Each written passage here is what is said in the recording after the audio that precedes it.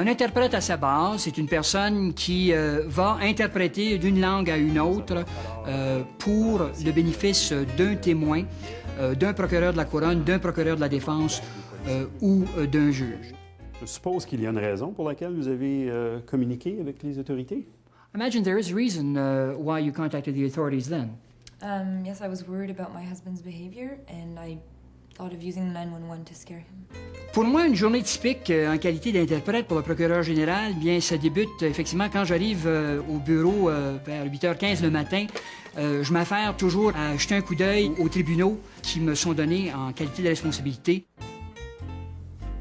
Ensuite, ce que je fais avant de me présenter devant le tribunal, c'est d'effectuer mes traductions, parce qu'effectivement, on fait également de la traduction écrite et non seulement de l'interprétation verbale. Ensuite, je m'en vais en cours pour faire de l'interprétation. Alors ça, c'est tous les jours. Oui, sinon, c'était la deuxième occasion. La première fois que j'ai utilisé le 911, ça semblait bien fonctionner, donc je croyais à ce moment-là l'utiliser une deuxième occasion pour l'apeurer.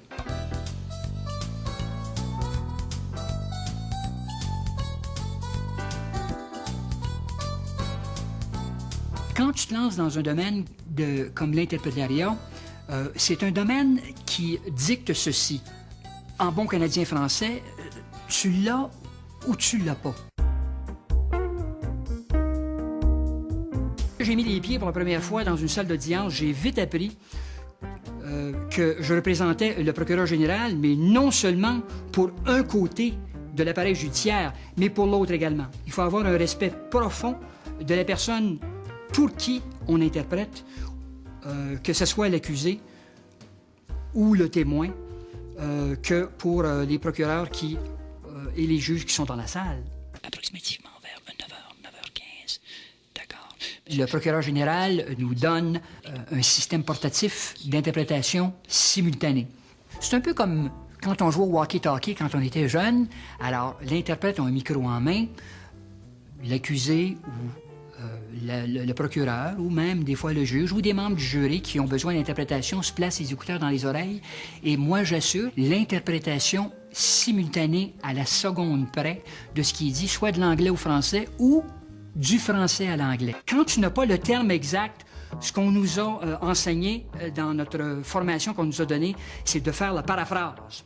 Puis je me souviens d'une instance en particulier, c'est un procès de meurtre devant juge et jury. Le terme français ne me venait pas. Qu'est-ce que c'était? Fait que là, à un moment donné, tout le monde te regarde.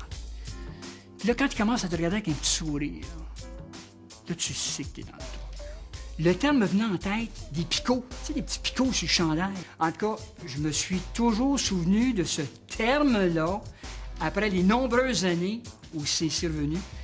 Puis le terme français pour ça, c'est charpie.